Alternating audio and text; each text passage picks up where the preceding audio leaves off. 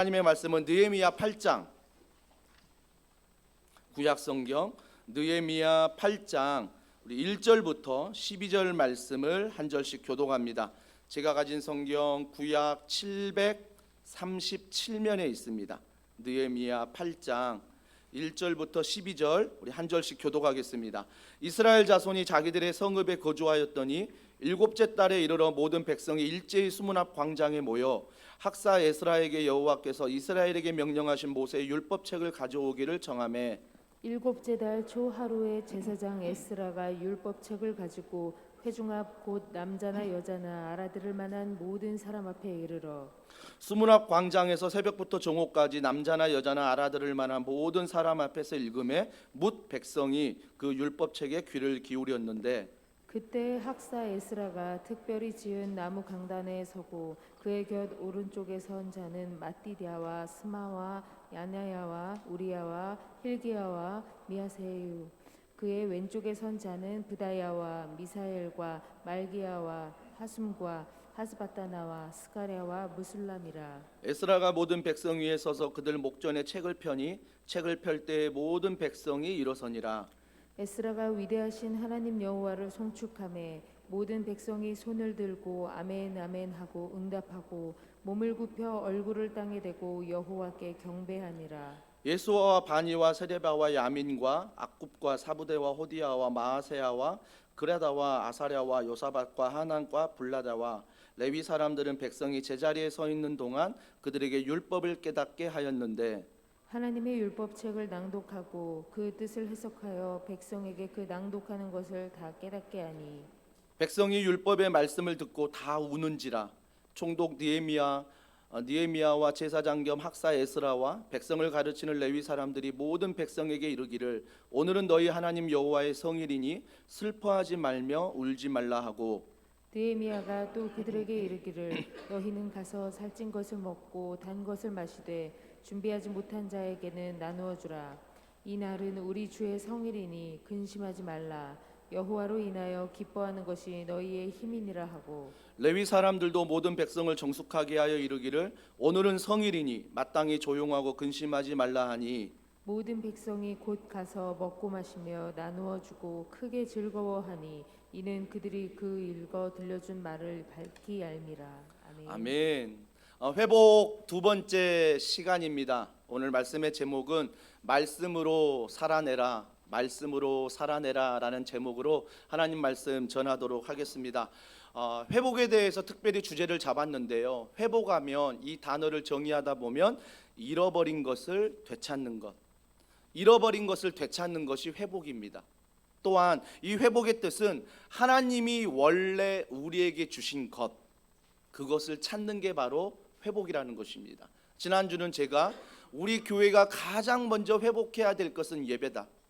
예배가 우리 교회가 먼저 회복돼야 된다. 그 예배는 삶의 예배로 이어지되 우리가 모든 공적인 예배는 신령과 진정으로 마음을 다해 구별하여 하나님 앞에 예배를 드려야 된다라고 제가 말씀을 드렸습니다. 여러분, 예배가 회복이 되면요 가장 그 다음에 회복되는 것은 말씀입니다. 예배가 회복이 되면 말씀이 회복이 된다라는 것입니다. 그렇기 때문에 우리가 오늘 두 번째 회복해야 될 것은 반드시 말씀의 회복을 통해서 제목에 말했듯이 말씀으로 살아내라, 살아내라는 거예요. 살아내라, 말씀으로 살아내라, 말씀으로 살아내라. 사랑하는 성도 여러분, 예배라는 것은 하나님이 나의 왕이십니다, 나의 주인이십니다 라고 고백하는 그런 고백의 행위입니다.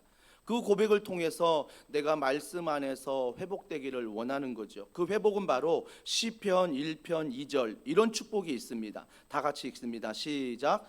복 있는 사람은 즐거워하여 그의 율법을 주야로 묵상하는도다. 오직 여호와의 율법을 즐거워하는 사람, 그 묵상하는 사람은 복이 있다, 복이 있다. 원어에 보면 복 있는 사람이 아니라 복이 있다, 이런 사람은 복이 있다라고 선포해 버리는 거예요. 어떤 사람이 복이 있느냐? 말씀, 그 율법에 따라 살아가는 사람이 복이 있다라고 선포합니다. 그렇다면 우리가 오늘 본문에 이 말씀을 통해서 어떻게 말씀으로 살아낼까, 회복할까에 대해서 나누려고 하는데, 느헤미야 8장만 설교하다 보면 앞에 문맥을 알지 못하면 이해하기 좀 힘듭니다. 그래서 느헤미야 1장부터 7장까지의 내용을 좀 아는 게 중요합니다. 제가 오래전에 느헤미야를 강해 설교했지만 1장부터 7장까지 대략 내용은 이렇습니다. 이스라엘 백성이 북이스라엘과 남유다로 나누어집니다. 나누어지는데 북이스라엘이 멸망하는데 아수르에게 멸망합니다. 근데 남유다는 바벨론에게 멸망합니다. 근데 그 바벨론이 페르시아에게 멸망합니다. 그래서 페르시아가 어떤 종교 정책을 펴냐면, 자, 너희들 모든 나라마다 믿는 신 내가 다 인정해 줄게.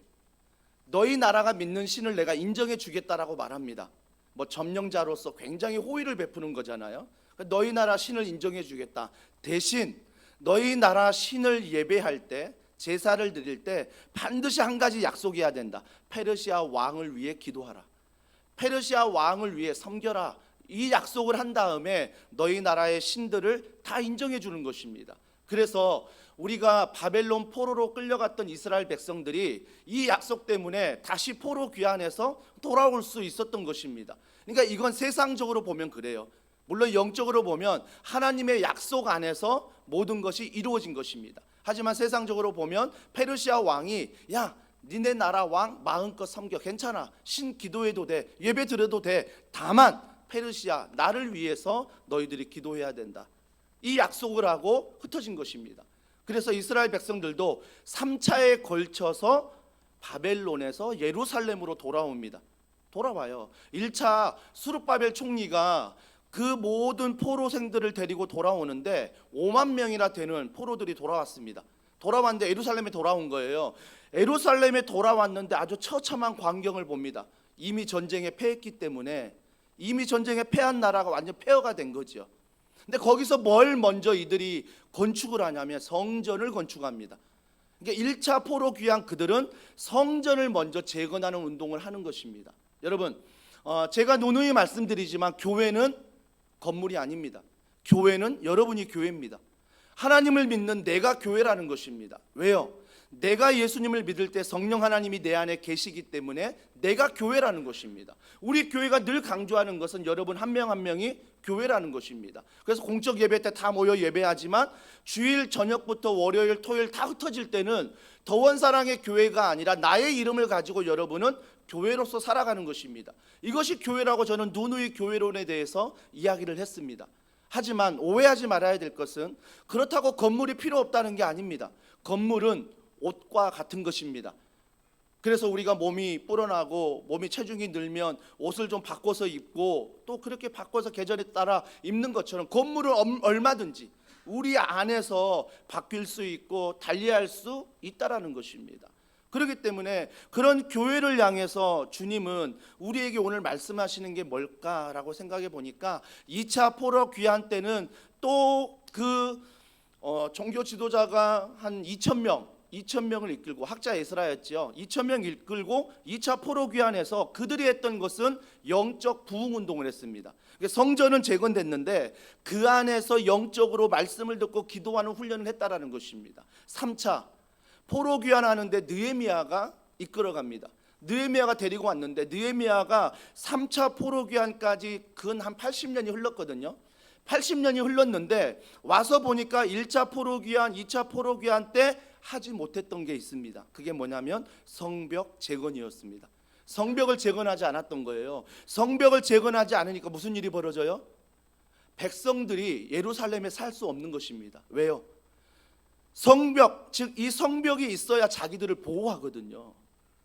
내가 뭔가 주거 생활하고 내가 먼저 안정적인 생활하려면 성벽이 세워져야 되는데 성벽을 안 세우니까 내가 보호받지 못한다는 생각에 흩어져 있는 것입니다. 각자 흩어져서 각자의 생활을 하고 있는 것입니다. 그래서 느헤미야가 오자마자 그 성벽을 재건하기 시작했다라는 것입니다. 근데 성벽을 재건할 때 얼마나 방해 세력이 많았습니까? 대표적인 인물 산발락과 도비야, 이 종교 지도자들이 정말 자신들이 성벽이 무너져 내림으로 말미암아 자신들의 이익을 취했던 그 사람들이 누구보다도 뭐예요? 성벽 재건을 싫어했습니다. 그래서 어떻게 합니까? 성벽 재건하는 그 느헤미야와 백성들을 조롱하죠. 뭐라고 조롱합니까? 야 느헤미야야, 야 성벽을 재건한 너희들아, 130년 동안 성벽 재건 안 됐거든. 130년 동안 짓지 못한 성벽을 너희가 짓는다고? 웃기지 마. 그러면서 조롱합니다. 그 조롱만 했습니까? 성벽을 계속 지으니까 그 산발락과 도비아와 많은 사람들이 어떻게 했습니까? 거짓 소문을 퍼뜨립니다. 거짓 소문이 뭡니까? 하나님이 싫어하셔. 130년 동안 하나님이 짓는 거 허락하지 않았다면 왜 지금 지려고 그래? 하나님이 그 일 싫어하시거든. 그래서 주변에 막 소문을 냅니다. 그리고 느헤미야를 초대합니다. 뭐라고 초대하냐면, 자 느헤미야야, 너 성벽 재건 계속 하는데 좀 나와 만나서 평화 협정을 맺자. 그리고 장소와 시간을 정해 만나자고 합니다. 근데 그 자리가 어떤 자리였습니까? 자기의 병사들을 매복시켜서 오는 느헤미야를 죽이려는 계획이 있었습니다. 하나님의 은혜로 느헤미야가 알아차리고 그 자리를 가지 않지요. 그러니까 수많은 방해가 성벽 재건에 있었다는 것입니다. 하지만 이 성벽은 우리가 알듯이 52일 만에 지어져 버립니다. 130년 동안 지어지지 않는 성벽이었는데 52일 만에 이 성벽을 느헤미야와 백성들이 지어버린다는 것입니다. 여러분 잘 알지요? 어떻게 성벽을 지었습니까? 그들이 한 손에는 무기를, 한 손에는 쟁기를 들고 지었다고 성경은 말하고 있습니다. 한 손에는 무기를 든 이유가 무엇입니까? 성벽이 없으니 누구라도 쳐들어오면 성벽을 짓다가도 싸워야 되니까 한 손에는 무기를 들고 한 손에는 쟁기를 들고 이 쟁기로 한 손으로 성벽을 지었는데, 그 성벽을 130년 동안 짓지 못했는데 52일 만에 지어버렸다는 것입니다. 이 일을 두고 대적자들이 뭐라고 고백하는지 보십시오. 자, 사사기 6장의 말씀입니다. 이 시트지에는 없는데 화면을 보시고 다 같이 읽습니다. 우리 사사기 6장 화면 띄워주시고요. 주여. 안 됩니까? 1부 때 해놓은 게 날아갔나요? 제가 읽어드리겠습니다. 같이 찾아보죠. 전 느헤미야 6장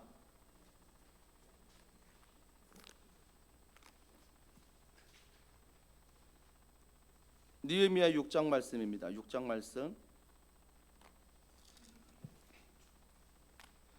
15절과 16절인데요. 느헤미야 6장 15절과 16절 다 같이 읽습니다. 시작.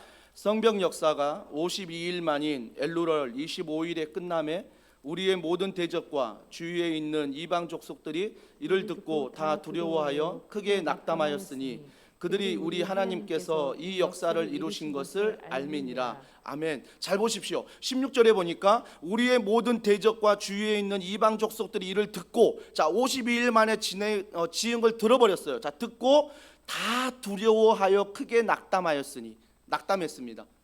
짓지 못한다고 말했거든요. 근데 지어버렸어요. 낙담했는데 그 뒤에 말씀이 중요합니다. 자 16절 하반절, 우리 하나님께서 이 역사를 이루신 것을 알미니라.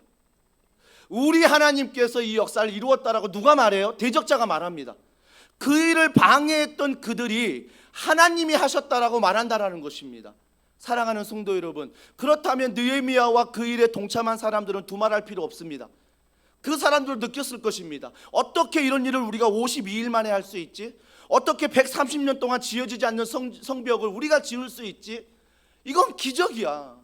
하나님의 계획과 하나님의 인도하심이 아니면 할 수 없는 기적이야라고 그들만 생각하는 게 아니라 대적하는 그들을 방해했던 그들도 뭐라고 말해요? 하나님이 하셨다라고 그들 또한 말한다라는 것입니다. 사랑하는 성도 여러분, 정말 우리 가운데 이러한 놀라운 은혜들이 말씀 안에 회복이 돼야 됩니다. 그렇다면 상식적으로 생각해 보십시오. 자 52일 만에 이 일이 이루어졌으면 그 다음 해야 될 일이 무엇입니까? 축제를 벌려야죠. 잔치를 벌려야 되죠. 심지어 많은 사람들이 불가능하다는 일을 느헤미야와 백성들이 했으니 잔치 벌리고 축제 벌리고 기뻐하며 박수치며 즐겨야죠. 그런데 오늘 말씀해 보니까 축제가 없습니다. 잔치가 없습니다. 뭐가 있습니까? 말씀을 들려달라고 말합니다. 오늘 1절에 느헤미야와 백성들이 130년 동안 무너져 있던 성벽을 52일 만에 지으면서 축제를 한 게 아니라, 잔치를 하는 게 아니라 에스라에게 뭘 부탁하냐면 모세의 율법, 하나님의 말씀을 우리에게 읽어달라는 것입니다. 말씀을 우리에게 다시 한번 전해달라는 것입니다. 이 이야기를 지금 52일 만에 그 일을 이룬 그 백성들이 에스라에게 요구하고 있다라는 것입니다. 사랑하는 성도 여러분, 우리가 상식적으로 생각하면 당연히 잔치를 벌려야 되고 당연히 축제를 하는 게 맞는 거지만 왜 그들이 말씀을 들려달라고 했을까? 왜 그들이 말씀을 먼저 들으려 했을까? 여기에 대해서 오늘 말씀을 좀 나누려고 하는 것입니다. 그들이 말씀을 통해서 원했던 건 이것입니다. 첫 번째, 말씀을 간절히 원할 때 말씀은 일하기 시작한다라는 것입니다.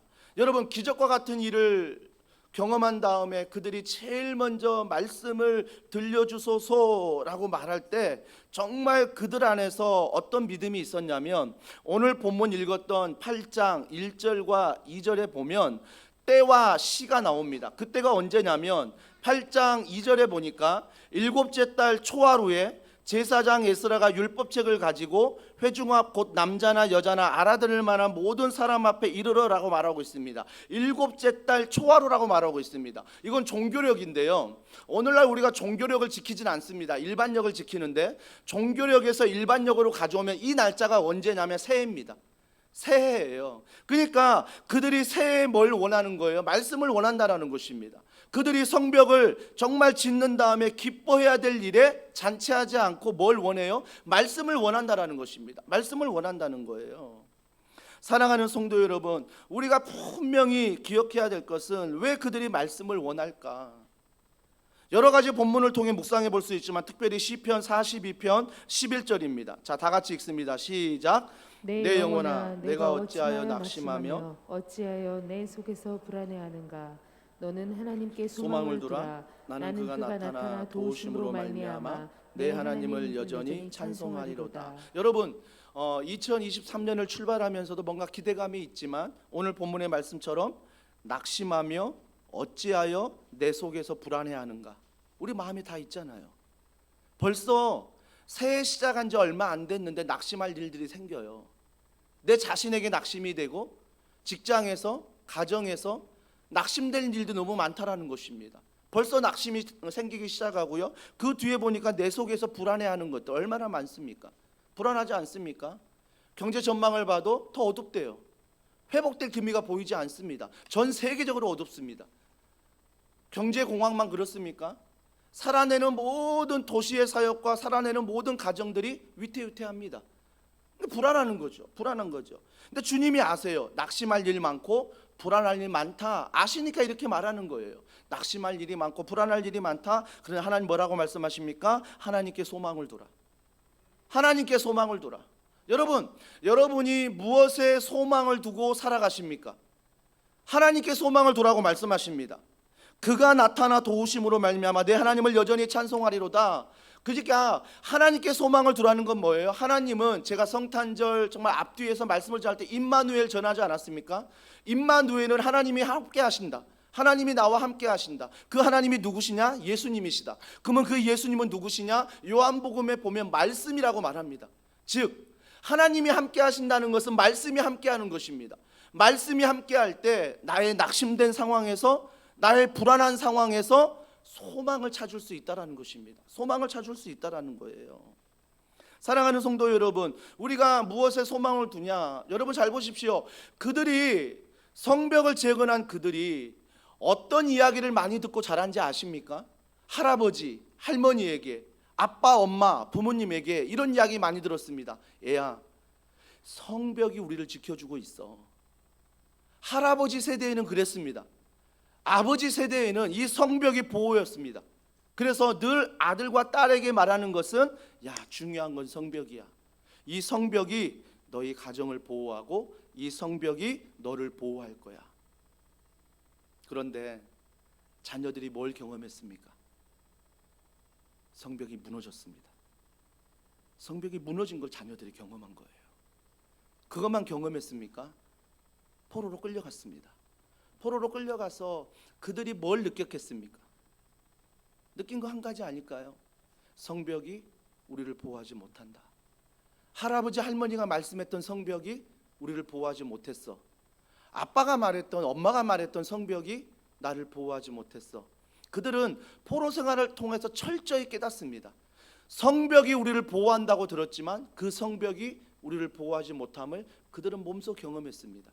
그래서 몸소 경험한 그들이 가장 먼저 예루살렘에 돌아와 했던 일이 무엇입니까? 성전을 재건한 일이었고 영적 재건한 운동이었고, 그 다음이 성벽을 재건하는 운동. 성벽을 재건한 다음에 박수치거나 잔치하거나 축제하지 않고 그들이 제일 먼저 했던 것은 말씀을 들려달라고 했습니다. 왜 그럴까요? 하나님의 말씀은 성벽이 있을 때나 성벽이 무너졌을 때나 똑같았거든요. 그러니까 그들이 깨달은 거예요. 영원한 게 뭐냐? 성벽이 아니라 하나님의 말씀이다. 하나님의 말씀임을 이들이 깨달은 거예요. 여러분, 우리 자녀들에게 남겨줄 유산이 뭐가 있겠습니까? 요즘에 아이들 인터뷰하다 보면 정말 10년, 20년 전과 너무 다릅니다. 제 때만 해도 어렸을 때 1억이면 굉장히 큰 돈이었습니다. 1억만 있으면 정말 내가 뭐든지 할 수 있어라고 생각했는데, 요즘 아이들에게 인터뷰할 때 통계적으로 보십시오. 정말 최소 단위 50억은 있어야 됩니다. 그리고 100억이 있어야 됩니다. 왜? 10억 가지고는 아파트 한 채 못 사는 거 알거든요. 그러니까 그들이 10억 가지고도 안정되지 못한 걸 알고 있습니다. 그래서 그들은 50억, 100억 이 정도는 있어야 내가 안정되고 내가 보호받는다고 생각하는 세대입니다. 정말 그렇습니까? 정말 자녀에게 50억을 남겨준들, 100억을 남겨준들, 그게 그 자녀를 지킨다고 생각하십니까? 그 자녀의 시대가 또 어른이 돼서 어른 세대가 돼 보십시오. 100억 가지고 살 수 있을까요? 세상만 따라간다면 100억 가지고 만족할 수 있을까요? 그러니까 우리가 자녀들에게 유산을 남겨준다는 것이 그런 유산이라면 그 자녀의 유산은 끝도 없습니다. 만족이란 게 없다라는 것입니다. 만족이 없습니다. 얼마를 줘야 만족한다, 이게 없어요. 끝없이 뭐예요? 성벽을 쌓듯이 물질을 쌓아가길 원하고, 끝없이 건강을 쌓아가고, 끝없이 세상에게 인정받으려고 쌓아가는 우리들의 모습이라는 것입니다. 그 안에 뭐가 있어요? 우리의 땀 흘리고 우리의 노력과 우리의 최선이 있지만 늘 불안한 거예요. 늘 불안한 거예요. 늘 근심과 염려가 있습니다. 이거 빼앗기면 어떡하지? 이거 한순간에 무너지면 어떡하지? 이게 내 삶의 의미요? 이게 내 삶에 보호하는 것들인데 이게 무너지면 어떡하지? 이런 걱정이 부모 세대에게도 있고 자녀 세대에도 있다라는 것입니다. 그래서 주님은 뭐라고 말씀하십니까? 낙심하는 거 알고 불안해하는 거 안다. 하지만 성벽을 쌓아라 말씀하지 않고 하나님께 소망을 두어라. 그게 바로 말씀, 영원히 변하지 않는 이 말씀 안에 너희가 소망을 두고 살아가라는 것입니다. 여러분, 저희 교회가 가끔 온가족 예배를 드립니다. 온가족 예배를 드릴 때 어떤 부모님들은 이런 이야기를 합니다. 자녀 때문에 예배를 못 드렸어요. 자녀 신경 쓰느라, 자녀와 함께 하느라 예배를 더 못 드린다라는 것입니다. 물론 매주 그렇다면 정말 어려울 것입니다. 하지만 저희 교회는 정말 분기별로 좀 나누어서 온가족 예배를 드립니다. 이번 겨울밤 기도회가 바로 온가족이 모여서 함께 기도하는 시간이었습니다. 여러분, 그 시간에 주님이 원하는 게 뭘까요? 부모에게 원하는 게 뭐예요? 부모에게 원하는 것은 자녀에게 기도하는 모습을 보여주길 원합니다. 말씀을 듣는 모습을 보여주길 원하고요. 찬양하는 모습을 자녀에게 보여주길 원하는 것입니다. 왜요? 그것만이 자녀에게 영원하기 때문에. 그것만이 자녀에게 영원하기 때문에 자녀가 불안해하더라도, 자녀가 뭔가 일이 잘 되더라도 그걸로 인해서 불안하거나 낙심하지 않는 이유는 하나님이 나의 소망, 우리 아빠가, 우리 엄마가 이럴 때 이런 기도를 하고, 이럴 때 이런 말씀을 듣고, 이럴 때 이런 찬양을 했지. 그런 은혜가 우리 자녀들에게 전수가 된다라는 것입니다. 우리 둘째 녀석도 이번에 이제 겨울밤 기도회 왔는데 아주 명언을 날렸습니다. 저에게 충격적인 명언이었는데요. 앉아서 예배를 드리는데 저한테 끝난 다음에 집에 갈 때 저한테 먼저 얘기하지 않고 우리 아내한테 이런 얘기를 했다고 합니다. 엄마, 내가 새로운 걸 깨달았어.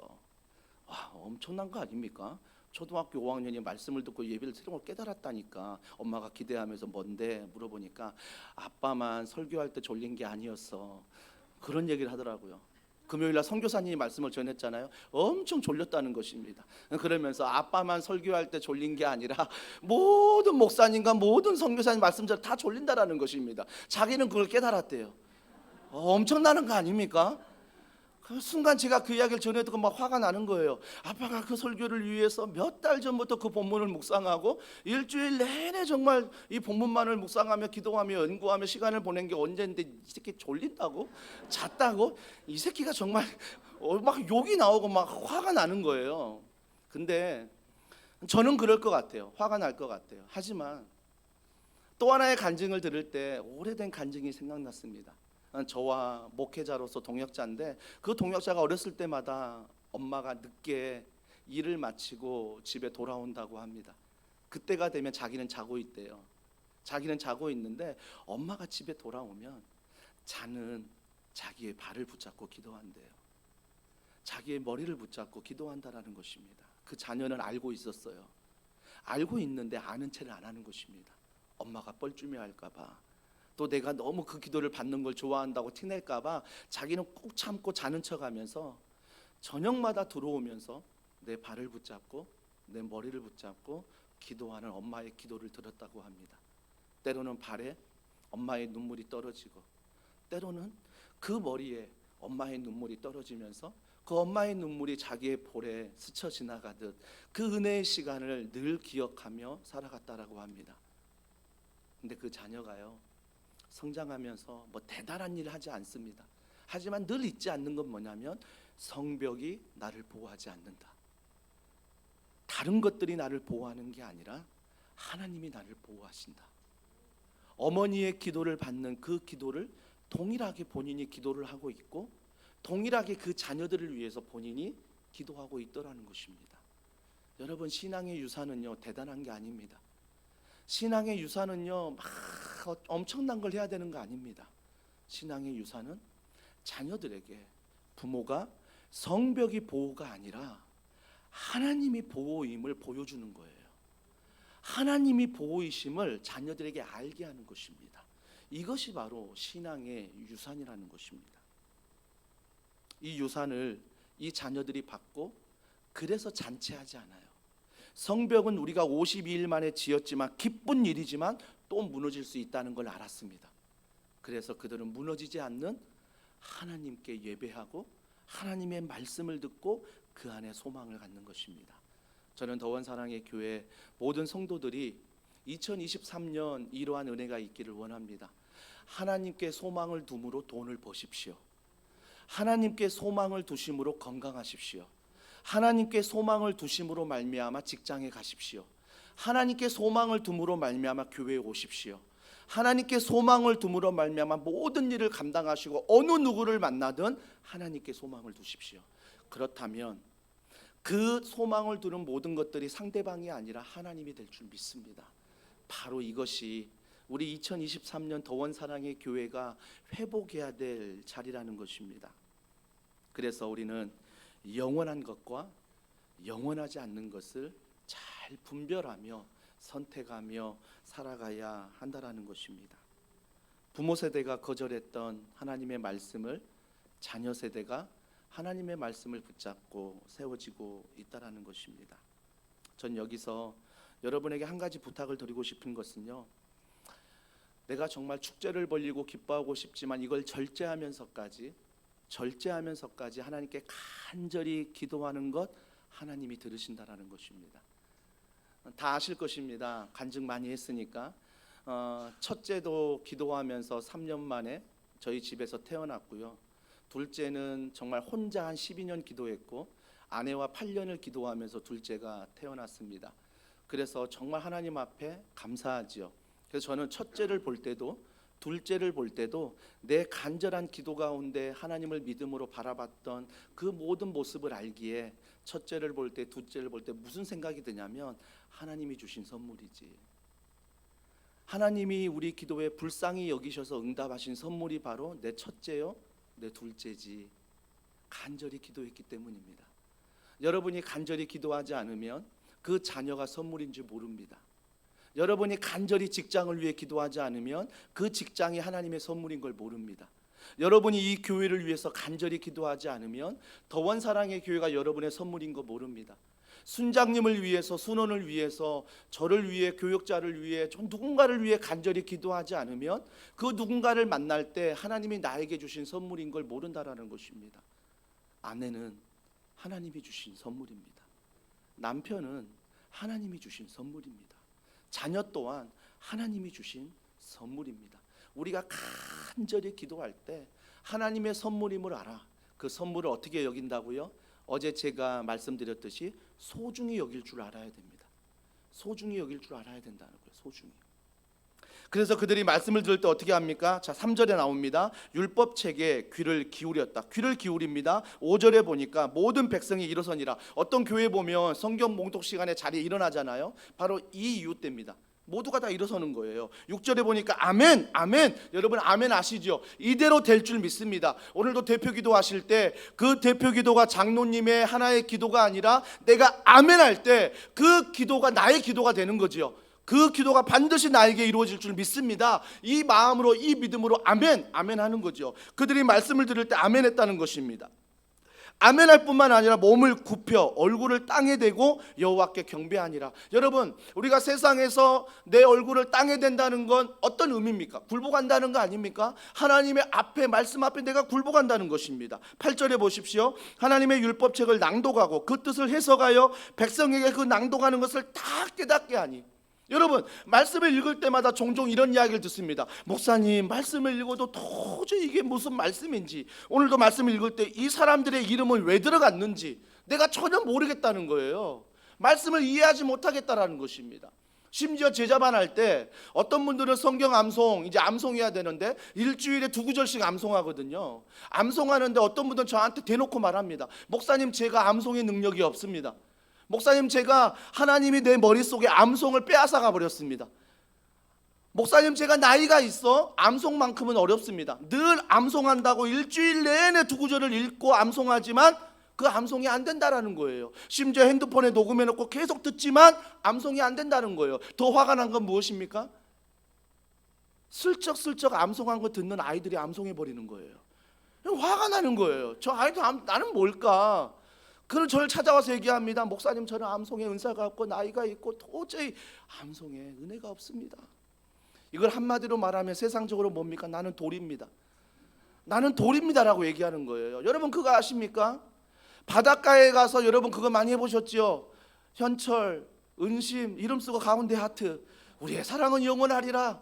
그러면서 아내와 둘이 연애할 때 모래성 짓고 막 그 성을 지을 때 야, 얼마나 아름답냐. 앞으로 우리가 이런 성에 살아야 된다. 저만 그랬나요? 그래서 이 성을 보면서 했는데 어디서 파도가 좀 높게 쳐가지고 좀 비바람 불면 어때요? 흔적도 없습니다. 다 지워져 버리는 거예요. 다 지워져 버려요. 하지만 지워지지 않는 게 있습니다. 돌입니다. 그래서 우리나라 사람들은 돌에 그렇게 이름 쓰는 거 좋아하지 않습니까? 그래서 등산 가면 꼭대기 올라가면 그 바위에 어떻게든 막 긁어서라도, 그죠? 필사적으로 이름 새기지 않습니까? 현철, 가운데 하트, 은심 쓰고 내려오면 뭐예요? 우리의 사랑은 절대 지워지지 않는다. 그럴 때 뭐예요? 돌에 박히면 지워지지가 않아요. 은사가 없어, 내가 돌이야, 평생 그래도 그 말씀만 붙들고 살아가면 그게 내 머릿속에 박히면 절대 그 말씀은 나를 떠나지 않는다라는 것입니다. 아멘 하신 분들에게 은혜가 있을지어다. 네, 그죠? 사랑하는 성도 여러분, 저는요 믿어요.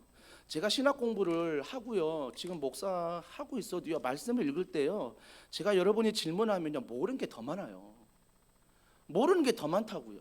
근데 말씀을 이렇게 읽다가 해석이 안 되고 모르겠는데 그 말씀을 붙잡고 성령님, 이 말씀을 기록하신 분이 당신이십니다. 말씀을 깨닫게 하여 주시옵소서. 말씀을 알게 하여 주시옵소서. 묵상할 때 그 말씀에 깊이가 더하게 하여 주시옵소서. 말씀에 순종할 수 있는 은혜를 더하여 주시옵소서. 성령을 의지하고 기도하고 말씀을 읽으면 읽을수록요 말씀이 깨달아져요. 말씀이 내 삶에 순종이 되더라고요. 그러니까 말씀을 읽을 때 그냥 읽는 것과 성령 하나님을 의지하며 읽는 것은 다른 거예요. 성령 하나님을 의지한다는 건 뭐예요? 절실하다는 거거든요. 그만큼 내 상황이 절박하다는 거예요. 사랑하는 성도 여러분, 그래서 우리가 말씀을 간절히 원할 때 말씀은 그때 일하기 시작해요. 여러분이 대충 말씀 읽고요, 대충 예배드리고요, 대충 기도하면요, 하나님은 절대 일하지 않으세요. 왜? 응답해 버리면 평생 대충으로 살아가거든요. 하나님은 절대 대충히 응답 안 하세요. 하나님은 완벽이 아니라, 완전이 아니라 절실하게, 하나님은 나의 왕이십니다. 하나님은 나의 전부이십니다. 고백하며 나아가는 자에게 응답하십니다. 응답하시는 거예요. 두 번째 말씀은, 말씀의 일하심은 머리가 아닌 마음에서 시작된다라는 것입니다. 여러분 기억하십시오. 말씀을 듣고 깨달았던 것은요, 머리로 깨닫는 게 아니었어요. 마음으로 깨닫는 것입니다. 왜 마음으로 깨닫는 게 중요해요? 성령 하나님이 내 마음에 계시기 때문입니다. 성령 하나님 내 마음에 계시기 때문에 말씀을 들을 때 마음에서 깨달아지는 게, 그게 진정한 말씀의 은혜입니다. 근데 이 말씀에, 마음에 깨달을 때 이들의 반응이 뭐야? 울어버립니다. 울어버리는 거예요. 여러분, 머리로만 깨달으면 절대 울지 않습니다. 하지만 그 말씀이 내 마음에 들어올 때 감동이 되고, 내 마음에 들어올 때 내 삶에 적용이 되고, 한 주간의 모든 삶이 말씀 안에 위로를 받는 시간이 되어버리는 것입니다. 이게 마음으로 들어올 때 가능하다는 것입니다. 그래서 백성들은 울기 시작했어요. 여러분, 히브리서 4장 12절 다 같이 읽습니다. 시작. 하나님의 말씀은 살아있고 활력이 있어 좌우와 낯선 어떤 검보다도 예리하여 혼과 영과 및 관절과 골수를 찔러 쪼개기까지 하며 또 마음의 생각과 뜻을 판단하나니. 하나님의 말씀은 살아있다. 뭐예요? 혼, 영, 관절, 그 다음에 골수. 이건 다 눈에 안 보이는 겁니다. 눈에 안 보이는 것들을 말씀은 쪼개버린대요. 이게 말씀의 능력이라고요. 그러니까 여러분이 마음에 정말 불안하고 두려워하고 마음에 근심하고 염려하는 것을 하나님 앞에 간절히 기도하면요, 하나님이 여러분의 마음의 내면에 있는 것들을 쪼개버린다고요. 어떻게 쪼갭니까? 머리로만 알았던 말씀을 마음으로 받아버린다고요. 마음으로 받으니까 뭐가 흘러요? 회개의 눈물이 흐르고 기쁨의 눈물이 흐르고 감사의 눈물이 흐릅니다. 그래서 많은 사람들이 예배를 드리고 기도할 때 눈물을 흘리는 이유가 많은 이유의 눈물입니다. 어떤 분은 회개의 눈물을, 어떤 분은 기쁨의 눈물을, 어떤 분은 감사의 눈물을, 다양한 은혜예요. 그러니까 설교는 이 제목이 하나지만 우리의 상황이 너무나 다 다르기 때문에 살아계신 성령님은 그 말씀이 그 사람에게 딱 안성맞춤으로 다가오게 만든다라는 것입니다. 그래서 그 말씀이 내 마음으로 다가와 그 마음에 감동을 일으켜서 내 한 주간의 모든 삶 가운데 이 말씀이 해답이 되어버리는 것입니다. 그럴 때 감사가 되고 기쁨이 되고 회개가 되는 것입니다. 그게 눈물로 나오는 거예요. 눈물로 나오는 거예요. 또한 말씀이 마음에서 들리는 것은 믿음 때문입니다. 어떻게 마음에서 말씀을 들을 수 있지? 한 가지 이유입니다. 믿음 때문이에요. 믿음 때문. 여러분, 우리가 간절히 하나님을 원했죠. 그 하나님이 임할 때 마음에 임한다고 했죠. 마음에 임하려면 말씀을 읽고 성령을 의지한다 했죠. 그러면 그 말씀을 믿고 의지할 때 내 안에 하나님 믿음을 주시옵소서. 믿음을 우리에게 주셔서 그 말씀이 내 삶의 믿음이 되게 만드신 분이 하나님이십니다. 그래서 말씀이 믿어지는 거예요. 말씀이 믿어지는 것. 그러니까 우리가 마음에서 하나님 앞에 눈물을 흘리는 이유는 바로 그 말씀을 믿기 때문입니다. 믿기 때문에, 믿음 때문이에요. 믿음 때문. 다른 이유가 아니에요. 내가 열심히 공부하고 내가 열심히 훈련받고 해서 그런 마음의 감동이 있는 게 아니라 그 말씀 안에서 내 마음 안에 성령 하나님의 그 은혜와 결합이 돼서 그 마음과 삶이 하나가 될 때 내 마음 가운데 정말 하나님의 놀라운 믿음이 생긴다라는 것입니다. 자, 시편 119편 49절과 50절입니다. 다 같이 읽습니다. 시작. 주의 종에게 하신 말씀을 기억하소서. 주께서 내게 소망을 가지게 하셨나이다. 이 말씀은 나의 고난 중의 위로라. 주의 말씀이 나를 살리셨기 때문이니이다. 주의 종에게, 언제나 우리의 고백은 종입니다. 하나님이 나의 종이 아니라 내가 하나님의 종입니다. 주의 종에게 뭘 하라고요? 하나님, 주의 종에게 물질 주시옵소서. 하나님, 주의 종에게 건강 주시옵소서. 물론 이 기도도 하지만 그보다 더 먼저 해야 될 것은 주의 종에게 말씀을 기억하게 하소서. 들은 말씀을 기억하게 하소서. 그래서 이 복음의 말씀에 하나님이 행하신 일, 예수님이 하신 일, 그 일을 알게 하여 주시옵소서. 여러분, 은혜는, 복음은 다른 게 아니에요. 하나님의 말씀을 내가 기억하는 거예요. 나의 사랑하는 책, 비록 헤어졌으나 부모 밑에 들었던 그 말씀을 내가 다시 한번 기억하는 것. 오늘도 내가 말씀을 펴서 그 말씀을 기억하는 것. 이것이 바로 종의 역할이라는 것입니다. 그러면서 뭐라고 말했습니까? 주께서 내게 소망을 가지게 하셨느니라. 소망 없는 분 많지 않습니까? 주님이 소망을 주십니다. 주님이 이 교회를 향한, 직장을 향한, 가정을 향한 간절히 말씀 앞에 마음으로 반응하며 믿음으로 걸어가는 자에게 세상이 줄 수 없는 소망을 하나님이 주신다라는 것입니다. 그리고 나서 이 말씀은 나의 고난 중에 위로라. 주님이 아세요. 얼마나 힘드니, 얼마나 어렵니, 직장에서 가정에서 살아가는 것 힘들지, 만만치 않지. 주님이 아십니다. 그래서 주님은 고난 중에 있는 우리에게 야, 더 열심히 해봐, 더 잘해봐 이렇게 말하지 않고 주님은 어떻게 말씀하시냐면 사랑하는 아들아, 사랑하는 딸아, 힘들지, 내가 했던 일을 기억해라. 내가 했던 일을 기억해라. 말씀 안에서 하나님이 어떤 일을 하셨는지, 말씀 안에서 예수님이 어떤 일을 하셨는지를 기억해라. 그 기억함으로 말미암아 그 고난 속에서 뭐예요? 소망이 생긴다는 것입니다. 소망이 생긴다는 거예요. 그래서 깨달음이 끝이 아닙니다. 제발 여러분 부탁드립니다. 오늘 말씀을 듣고 뭔가 깨달았다로 은혜 받았다고 착각하지 마십시오. 깨달음도 귀하지만 그 깨달음을 간절히 붙들고 한 주간을 살아가십시오. 그러면 그 깨달음 속에 간절히 성령을 붙들고 말씀을 붙들 때 마음으로 내려옵니다. 마음으로 내려올 때 믿음이 됩니다. 그 믿음으로 살아갈 수 있는 것입니다. 눈물이 끝이 아닙니다. 눈물 흘렸다고 마음에서 감동되는 게 절대 아닙니다. 또한 믿음의 열매가 기쁨이 된다라는 것입니다. 우리가 믿음으로 행한 모든 일은 하나님께 기쁨이 된다는 것입니다. 야고보서 1장 22절 다 같이 읽습니다. 시작. 너희는 말씀을 행하는 자가 되고 듣기만 하여 자신을 속이는 자가 되지 말라. 듣기만 하여 자기를 속이지 말래요. 여러분, 제가 누누이 말씀드리지 않습니까? 아이들은요 정말 이 말씀 듣지 않고 있구나 딱 알아요. 아이들은 정직해요. 목사님 말씀 듣지 않고 있다는 것을 딱 정확하게 나한테 말해요. 근데 장년들은 얼마나 척하는지 모릅니다. 몰라요. 정말 여러분 다 쳐다보고 있어. 말씀 다 듣는 것 같거든요. 근데 정말 이 문을 나서는 순간 이 말씀이 정말 마음으로 내려오고 믿음 안에 한 주간을 살아가지 못한다면 내 자신을 속이고 있는 거예요. 여러분이 속이고 있는데 내 자신을 향해서 하나님께 은혜 베풀어 달라고 기도하셔야 돼요. 하나님의 말씀이 들리게 해달라고 기도하셔야 돼요.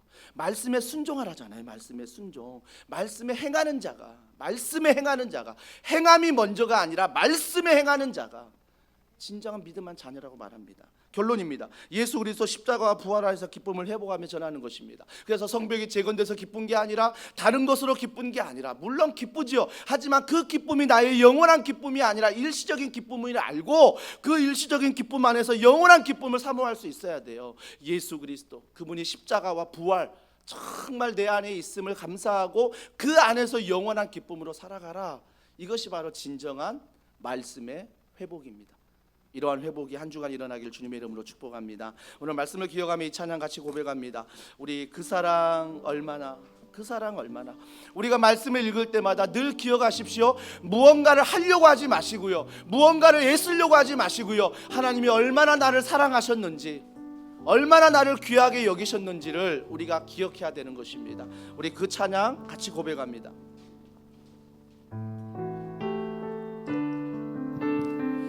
다 표현 못해도 나 표현하리라. 다 고백 못해도 나 고백하리라. 다 알 수 없어도 날아가리라. 다 닮지 못해도 나 닮아가리라. 다 표현 못해도 나 표현하리라. 다 고백 못해도 나 고백하리라. 다 알 수 없어 말씀 안에서 나 알아가리라.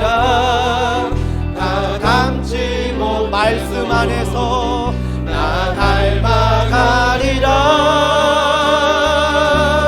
그 사랑 얼마나 아름다운지, 십자가의 그 사랑 얼마나 날 부엽게 하는지, 그 사랑 얼마나 크고 놀라운지를, 그 사랑 얼마나 나를. 우리 한 번 더 고백합시다. 십자가의 그 사랑, 그 사랑 얼마나 아름다운지, 그 사랑 얼마나 날 부엽게 하는지, 그 사랑 얼마나 크고 놀라운지를, 그 사랑 얼마나 나를 감격하게 하는지. 우리 이 시간에 기도합니다. 우리에게 부모가 있다면 그 부모가 나를 키우면서 헌신하고 먹을 것, 입을 것 먹지 못하고 입지 못하고 나를 양육하고 사랑했다는 걸 안다면 그렇게 살 수는 없습니다. 부모님의 사랑을 알기 때문입니다. 하물며 십자가, 나의 죄를 위해 죽으신 그 사랑을 안다면 우리가 이렇게 예배하고 이렇게 말씀을 멀리 떠날 수는 없는 것입니다. 우리가 다시 회복해야 될 것은 말씀입니다. 말씀 안에 다시 그 은혜를 누리게 하시고, 말씀 안에 하나님이 행하신 일, 예수님이 행하신 일, 성령 하나님이 지금도 행하시고 있는 일, 우리가 반드시 믿음으로 고백하며 이번 한 주간 살아가게 해달라고, 고난을 당하며 근심하며 염려하며 불안해하는 우리 마음 가운데 성령이여 은혜를 베풀어 주시옵소서. 우리 한 목소리로 기도합니다. 하나님 아버지, 하나님의 은혜와 사랑과 놀라운 능력과 권능 안에 우리가 날마다 걸어가기를 소원합니다. 주님의 은혜와 사랑과 능력, 우리가 회복해야 될 것은 바로 하나님의 말씀입니다. 하나님의 말씀이 날마다 내 손 안에 떠나지 않게 도와주시고, 그 말씀이 날마다 내 삶의 등이요 내 삶의 빛이 되게 하여 주시옵소서. 하루를 시작하기 전에, 직장을 가기 전에, 교회를 오기 전에, 운전하기 전에, 삶의 모든 일에 우리가 기도로 하나님께 나아가게 하시고, 우리의 모든 말씀들이 삶의 현장 가운데 회복되기를 원합니다. 직장에서, 가정에서, 교회 안에서 우리가